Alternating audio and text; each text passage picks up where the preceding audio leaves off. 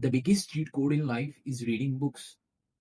Reading books can drastically change your life.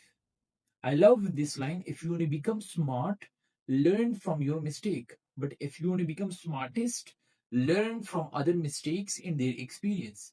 And reading books is the obvious way to learn from other experience and their mistakes. Look, this is book 0 to 1 by Peter Thiel, and I'm going to learn the 58 years of experience of Peter Thiel in entrepreneurship and business in startups just in one piece of book. So, if you genuinely want to make a big change in your life, you must start reading books related to your industry. Here are three suggestions if you're going to start your reading journey.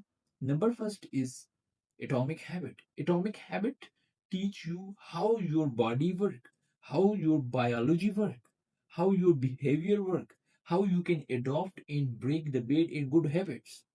Number two is the psychology of money.